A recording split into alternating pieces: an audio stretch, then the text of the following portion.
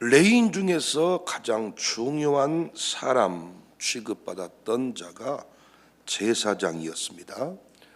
제사장은 모든 레위인이 다 할 수 있는 것이 아니었고 아론의 자손만 할 수 있었습니다. 왜 하나님께서는 아론의 후손만 제사장의 자리에서 헌신하게 하셨을까요? 저도 궁금했습니다. 사실은 아론이 모세의 형이긴 하지만은 영적으로 많이 빈약했던 사람이잖아요. 이스라엘 백성들이 시내산 밑에서 금송아지 우상을 만들 때 그 일을 주도하듯 움직였던 사람이 모세의 형 아론입니다. 그럼에도 불구하고 하나님은 아론과 그의 아들들을 제사장으로 세워주셨습니다. 여기서 우리가 깨닫는 중요한 메시지는 하나님은 자신의 뜻에 따라 사람을 선택하시고 인간의 약점과 부족함을 넘어서 자신의 계획을 이루어 가시는 분이다 깨달을 수가 있고요. 하나님께서 더 연약한 자로 죄인을 돕게 하신 것은 중요한 뜻이 있는 것 같아요. 자신도 연약하여 넘어져 보았기 때문에 죄인을 더 깊이 이해할 수 있지 않겠습니까? 그래서 오늘날에도 목사가 더 연약할 때가 많습니다. 그 연약함을 지나서 쓰임받고 있기 때문에 무너진 자들의 마음을 더 잘 이해할 수 있다. 제가 어젯밤에도 말씀드렸지만 어떤 분이 감기가 너무 낫지 않아서 병원 갔습니다. 의사에게 나는 감기가 한 달 이상 가는 것 같아요. 그랬더니 의사 선생님이 하시는 말씀이 나는 지금 2달째 기침하고 있습니다. 그 말 한마디에 위로를 받았다.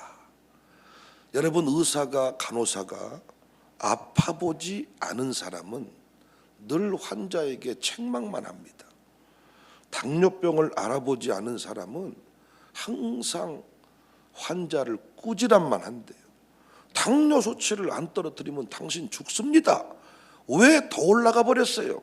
왜 이런 거 먹었어요? 라고 뭐라고만 하는데 그 병을 알아본 경험이 있다면 또는 최소한 가족 중에라도 그 병을 앓고 있는 사람이 있다면 말이 다르다는 거죠. 힘들죠. 잘 안 떨어지죠. 조정이 잘 안 되죠. 그렇지만 우리 함께 해봅시다. 이렇게 말이 다르다는 것입니다. 그래서 바울은 로마서 5장 20절에 율법이 들어온 것은 범죄를 더하게 하려 함이라. 그러나 죄가 더한 곳에 은혜가 더욱 넘쳤다. 아론의 집안이 쓰임받게 된 것을 묵상하면서 제가 깨달은 것들입니다. 아론에게는 4아들이 있었습니다. 나답과 아비후, 엘르아살과 이다말입니다. 1절 아론 자손의 계열들이 이러하니라. 아론의 아들들은 나답과 아비후와 엘르아살과 이다말이라.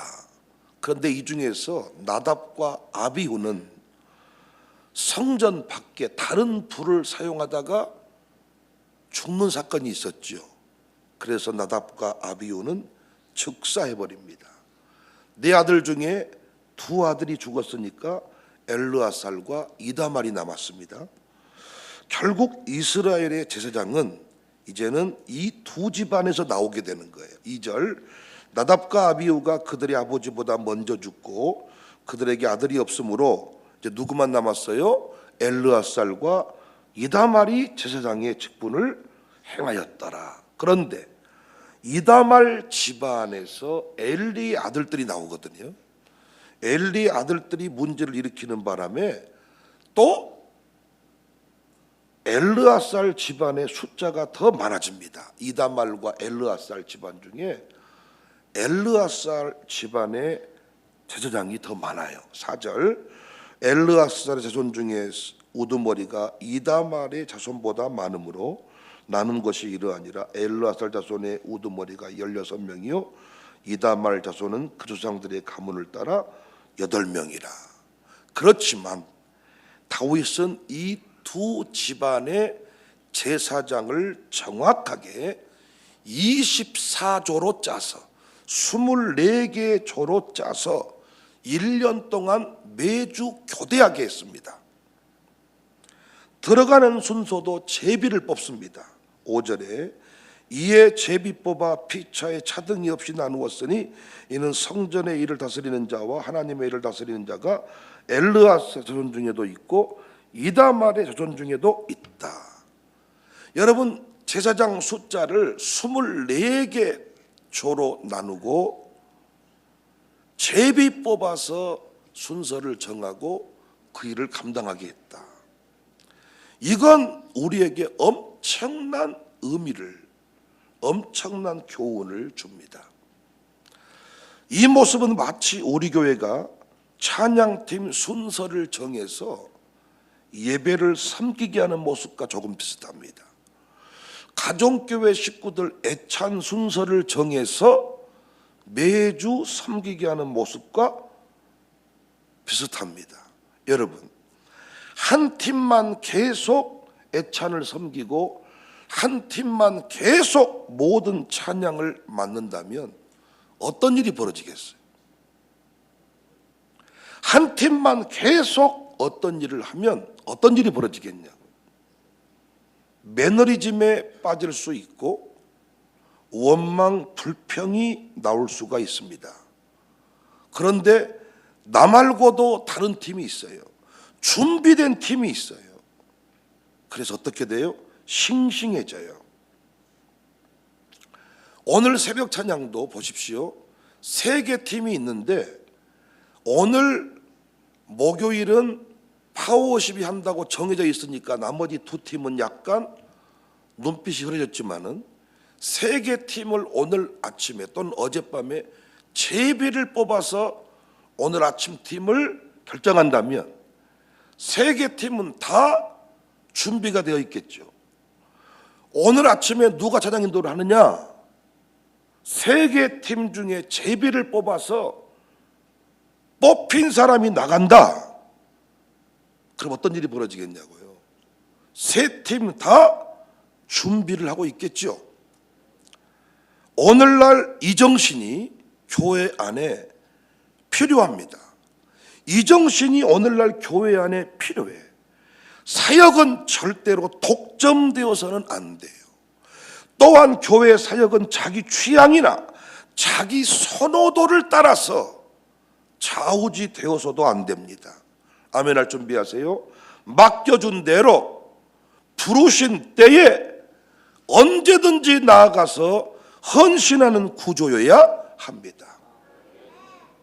레인 제사장에게 늘 따라다니는 말이 있는데 규례대로입니다. 19절에 이와 같은 직무에 따라 여호와의 성전에 들어가서 그의 아버지 아론을 도왔으니 이는 이스라엘의 하나님 여호와께서 명하신 규례더라.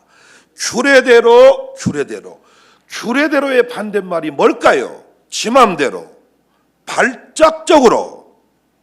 성경이 신부들의 전유물이 될 때, 사제들의 전유물이 될 때 타락이 왔죠. 대표기도가 장로님들 말의 전유물이 될 때 대표기도가 우리를 힘들게 하는 순서가 되고 말았어요. 누구의 전유물이 될 때 절대로 우리 인간은 신선해지지 않습니다. 이 시대에 목사뿐만 아니라 여러분도 성경을 들고 해석을 할 수가 있기 때문에 제가 함부로 목회를 못하는 거예요. 함부로 사기를 못 치는 거예요. 저도 성경이 있고 여러분도 있기 때문에. 양육사가 함부로 뻥을 못 치고 함부로 사기를 못 치는 것은 자기도 설교를 듣고 가정교회 식구도 설교를 듣고 어린아이까지도 설교를 듣기 때문에 절대로 사기칠 수가 없는 거예요. 대표기도도 어린이도 하고 권사님도 하고 집사님도 하니까 피차간에 준비가 되어 있고 그 순서가 은혜가 임하는 순서가 됐습니다. 하나님 나라는 언제든지 촛대가 옮겨져요. 뜨거운 쪽으로 사모하는 사람에게 흘러갑니다. 어떤 일을 맡겨줬는데 할 때마다 성질내고 할 때마다 불평하고 매너리즘에 빠져서 자기가 기도 순서인지도 모르고 찬양 순서인지도 모르고 이렇게 흘러갈 때 하나님은 옮겨버립니다. 제가 그토록 말씀드렸어요. 예배 자리도 고정되니까 교회 예배 분위기가 안 좋아지는 겁니다. 목사를 좋아하는 사람, 은혜 받고 싶은 사람이 앞자리에 앉아야 얼마나 그 사람이 앞자리에서 은혜를 받겠어요. 앉고 싶은 자리에 30분 전에 50분 전에 와서 나 오늘 앞자리에 앉고 말 거야. 그래서 그 앞자리에 앉을 때 그 사람이 졸겠습니까? 늦게 봐도 내 자리는 정해져 있어. 그러니까 아무런 긴장감이 없어. 사람이란 것은 익숙한 걸 좋아하기 때문에 길도 가던 길로 늘 갑니다. 자리도 앉은 자리에 앉아야 편안합니다. 저는 그럼에도 불구하고 오늘 이 시간 이후부터 매일 제가 관리실장에 부탁해서 여러분 자리에 놓인 성경책이든 가방이든 이불이든 매일 청소를 하겠습니다. 없애겠습니다. 다. 제가 부탁드려요. 누구든지 사모하는 사람이 앞자리로 오세요. 세 번째 줄에 앉은 사람은 꼭 세 번째 줄에만 앉는데 그러지 말고 두 번째 줄 비었으면 앞으로 오시라고요. 제가 원하는 바는 뒤에 앉고 싶은 사람은 뒤로 가세요. 사모하는 마음이 없는데 앞자리로 와서 설교자도 힘들게 하고 당신이 앞에서 분위기를 흐리니까 악순환이 반복되는 거야. 설교노트도 안 쓰고 졸고 손톱도 더 먹고 핸드폰 문자하고 그러고 앉아 있으니까 그 모습을 지켜본 다음 세대도 나도 노트 안 써도 되는구나. 나도 졸아도 되는구나. 나도 핸드폰 뜯어먹고 있어도 되겠는구나. 악순환이 반복되는 겁니다. 영적인 태도가 좋은 사람이, 사모하는 사람이 앞자리에 앉으면 어때요? 난리가 나는 겁니다. 찬양팀도 제비를 뽑을 수만 있다면 찬양은 더 뜨거워질 겁니다. 설교자도 순서를 정해놓고 오늘은 목요일 누구, 금요일은 누구 이렇게 하니까 나머지들은 다 그냥 준비되어 있지 않지만 매일 아침 설교를 5명의 목사가 제비를 뽑아서 순서를 정한다면 항상 설교는 준비되어 있어야 될 것이고 뽑힌 사람은 영광스럽게 오늘 내가 설교하려고 준비하고 왔는데 제비를 못 뽑았어. 그럼 못하는 거예요. 그러니까 뽑힌 사람은 얼마나 감동이 있겠냐고요. 그런데 오늘날 교회는 이렇게 되어 있지 않습니다. 몇 사람이 주도하고 옛날에는 앞자리에 장로님석을 따로 만들어줬어요. 그분들의 어떤 신앙을 좀 본받자 이런 취지에서 교회들 다 없앴습니다. 그 자리가 장로님들을 타락하게 만드는 자리가 돼버린 거예요. 새벽 예배 자리만큼은 지정석을 없애야 되겠다 지금 마음을 먹고 있습니다. 주일 대예배 때는 장로님들이나 여러 순서들이 맡아서 앞자리가 좀 배려돼야 되겠지만은 정말 새벽만큼은 30분 전에 와서 기도하고 싶은 사람이 있거든요. 그 사람이 앞에 와서 기도의 불로 자리를 태우고 있어야 되는데 5분 전에 와도 앞자리가 비어져 있으니까. 놀라운 것은 55분에 온 사람은 항상 55분에 옵니다. 여러분 안 그렇습니까? 58분에 오는 사람은 항상 58분에 옵니다. 주님 오셔도 58분은 정해져 있습니다. 일찍 일어나도 집에서 물 2컵 먹고 화장실 갔다가 시간 맞춰서 58분에 들어오지 일찍 일어났으니까 35분에 들어온다 그런 건 없습니다. 여러분 저희 교회는 분위기가 남달라서 앞자리 차지하려고 달려다니는 교회가 됐는데 제가 이 부분을 더 강화시키기 위해서 싱싱해지고 은혜를 사모하는 사람이 앞자리에 앉으면 설교가 막 달라져. 자리 맞춰놓은 거 하지 마세요. 다시 말하지만은 이스라엘은 하나님만 잘 섬기고 그분의 뜻을 따르면 하나님만 기쁘게 하면 무조건 복이고 무조건 승리가 임했습니다. 하나님만 잘 섬기면 그러니까 다윗이 고민을 한 거예요. 어떻게 하면 제사장들이 타락하지 않고 하나님을 잘 섬기게 할 수 있을까? 저로 말하면 어떻게 하면 기도가 더 깊어지게 할 수 있을까? 어떻게 찬양팀들이 타락하지 않고 매너리즘에 빠지지 않고 교만한 마음을 내려놓고 어떻게 더 잘할 수 있을까? 어떻게 매일 애찬을 나누는데 그 애찬의 메뉴가 싱싱해지고 어떻게 그 애찬이 매일 달라질 수가 있을까? 1년 동안 봉사팀이 애찬을 섬기니까 주방팀에서 불평이 나오고 성질내고 메뉴도 맡아가리도 없고 그 국이 계속 나오니까 1년 동안 머리 질리고, 그런데 이걸 순번을 짱해서 애찬을 하게 했더니 애찬이 매주 싱싱해지고 권사님들도 교만 안 하고 나 아니면 안 되겠지 그랬더니 젊은 것들이 더 잘해버려요. 인터넷 검색해가지고 메뉴 다 찾아서 더 잘 내버리니까 야, 권사님 음식 좀 한다고 뭐가지 힘들 필요가 없고 요즘 젊은 것들 더 잘하더라. 쓰임받은 것에 감격이 있는, 차량 운전도 면허증이 많은 시대입니다. 옛날에는 한두 명밖에 없어가지고 차량 운전하는 분이 아주 특급 대접받았지만 요즘에는 제비 뽑아서 한다고 생각해 보세요. 달라지지 않겠냔 말이야.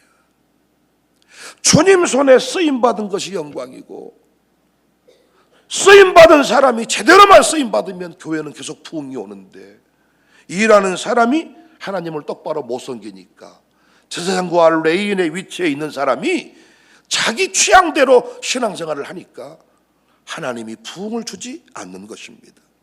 교회 역할이 중요해요. 우리나라도 하나님이 보호하사 우리나라 만세니까. 우리나라는 국력이 없는 나라입니다. 우리나라는 땅덩어리가 크지 않습니다. 우리나라는 유일한 분단 국가입니다. 위기 요소가 많습니다. 그렇지만 우리 경제가 지금까지 파탄하지 않았던 것은 하나님이 지켜주었기 때문에, 하나님이 우리 예배를 받으신 거예요. 한국교회 새벽 예배를 받으신 거예요. 그래서 새벽 예배 나오신 여러분이 싱싱해져야 돼. 새벽 예배 나오신 여러분들이 깨어 있어야 돼. 나올 때 구태의연한 마음을 가지고 억지로 이렇게 나가면 그것이 타락입니다. 제사장의 타락이 나라의 타락이었습니다. 나라가 무너지는 통로가 제사장 레위인들의 타락이었다. 24계절을 세우는 것. 장로님들만 새벽 기도했는데, 권사님들만 했는데 우리 교회는 어린이까지 하니까 우리는 피차간에 건강해지고 있습니다. 독식하는 구조를 깨야 돼. 모두가 함께 사모하는 사람이 선봉에 서는 이런 공동체 중심으로 바뀌어야 예배가 뜨거워지고 감격이 있고, 안 그렇습니까? 여러분, 제가 자꾸 파워워십 제장팀을 좀 더 무게중심을 높여두니까 나머지 제장팀은요 약간 기분 나빠하더라고요. 왜 파워워십이 좀 1번 취급받고 우리는 2번, 3번 취급받냐? 어느 순간이 지나서 파워워십 이제 뿐만 아니라 나라사랑 기도포럼 찬양인도도 세 개 팀이 제비 뽑아. 이렇게 쓰임받는다면 세 개 팀이 다 항상 준비되어 있고 쓰임받은 사람은 감격이 넘쳐날 겁니다. 그런데 한 팀이 계속 하라고 하잖아요. 분명히 불평이 나와요. 분명히 왜 우리만, 왜 나만, 아이고 힘들어 죽겠네, 계속 없으면 좋겠네. 밥도 한 사람이 계속 하니까 성질내게 되더라고요. 저는 우리 교회 사역장들 사역만큼은 연수를 굳이 따지지 않습니다. 은사에 열정이 있고 훈련만 잘 받으면 저는 사역만큼은 다 맡겨버립니다. 사역은 다 맡겨버려요. 놀라운 변화가 일어나요. 거기서 우리 교회에 어떤 대단한 뜨거움들이 일어났어요. 부탁드립니다. 감격으로 섬기세요. 준비하여 섬기세요. 감격이 있는 사람을 선봉에 세우십시다. 대표기도, 특별기도 1분씩만 해도요 눈물 흘리는 기도가 있대요.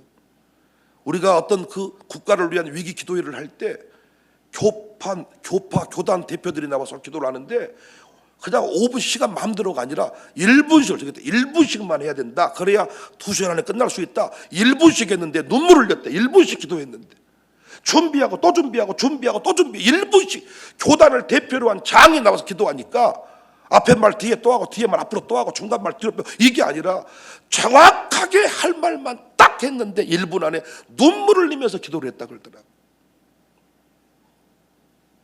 준비했는가? 감격이 있는가? 여러분과 제가 예배할 때 감격으로 드리지 아니하면 하나님은 받지 않습니다. 우리 예배가 상달이 될 때 우리 가문이 살아나는 거지. 하나님과 막혔는데 어떻게 우리 가문이 삽니까? 찬양팀이, 제가 내일 새벽에 설교해 드릴게요. 얼마나 찬양대가 중요한지 몰라요.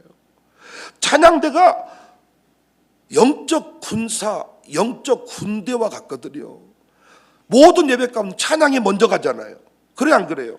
찬양이 먼저 가죠. 예수 우리 왕이 먼저 가죠. 전쟁을 할 때 최선봉의 정예부대를 먼저 보냅니다. 찬양팀이 먼저 예배를 인도하고 나가잖아요. 얼마나 중요합니까? 그런데 요즘에 이런 의식이 우리에게 없단 말이죠. 준비하며 나갈 때 오늘 새벽에도 찬양팀을 세우고 특송자가 나와 특송을 하고, 우리 교회 와서 어떤 분이 적응을 못하면서 이렇게 말하더라는 거예요. 왜 이 교회는 매일 새벽마다 헌금을 하냐는 거예요. 다른 교회는 주일에 한 번 헌금하면 끝나는데 이 교회는 매일 새벽 헌금하는 것이 자기가 부담이 된다는 거예요. 아니 참 별의별 것을 가지고 부담이 되네요. 아니 매일 아침에 내가 사모하는 마음으로 헌금을 드리는 것이 뭐가 이것이 문제입니까 여러분? 지금은 그래도 많이 줄었어 우리 교회가. 옛날 헌금 새벽마다 이렇게 올라왔는데, 난 여러분이 열정과 감격이 식어지지 않기를 바라요. 1,000번째 예물도 1,000마리를 뭐 한 번에 별의별 소리를 다 하지만은 1,000번째 정신은 이거야. 1,000번의 예배를 드릴 때 내가 반드시 이걸 주회전에 바치겠다는 거예요. 온라인 송금이 아니라 100만 원, 1,000만 원을 한 번에 바쳐버린 게 아니라 1,000번을 가지고 가서 주회전에서 예배 드리겠다는 이 정신입니다 여러분. 신학적으로 옳은가 틀린가 이걸 말하는 게 아니라 선조들의 그 예배당에서 주회전의 축복을 받겠다는 순수한 그 신앙. 알지도 못한 것들이 신학적으로 옳으니 틀리니, 나는 목사들이 이런 소리를 할 때 다 그냥 뭐 신학적으로 너무 인공지능 시대에 애들도 다 알고 있는 시대에 뭐 그런 걸 모를까 봐서 뭐 요즘 신학적으로 인철번제가 틀렸니 옳았니, 선조들이 왜 그 일을 했는지를 알고 들어가 보면 다 이해가 되는 거예요. 다 정성입니다. 정성, 내 마음 중심. 온라인 송금 100만 원 얼마나 편합니까? 그런데 여러분 4km씩 걸어와서 1,000번 헌금 바치려면요, 4km씩 걸어와서 1,000번 헌금 바치려면 이건 보통 능성이 아닙니다. 하나님이 그 마음 중심을 받으시고 후손들을 대기한 거지. 뭔 솔로몬의 1,000마리 번제를 한 번에 드린 것인데 이걸 요 시대에 뭐 1,000번 드린다고 이걸 비판한, 이야, 내가 아주 그냥 목사님들이 이런 소리 할 때 답답해.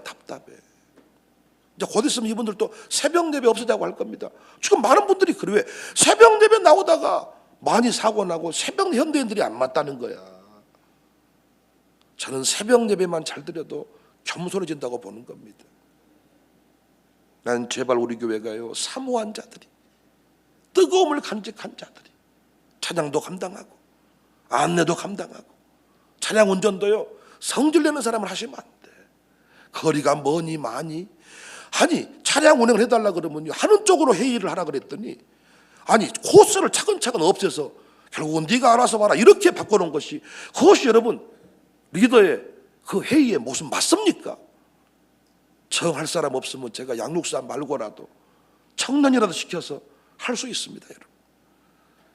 왜 그렇게 하라고 했는지를 깨달아야 되는 쪽으로 갈 텐데, 회의를 하면 할수록 없애는 쪽으로 가버려. 없애는 쪽으로.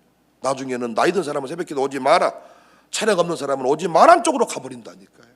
난 우리 교회가 절대로 맡겨주신 일에 감격이 있기를 원하고, 하기 싫거든 뒤로 빠지세요 조용히. 그럼 하겠다는 사람을 선봉에 세워서 그 일을 하게 하겠습니다. 새벽에도 일찍 나오고 싶은 사람 일찍 나오세요. 그럼 앞자리에 앉으세요 제발.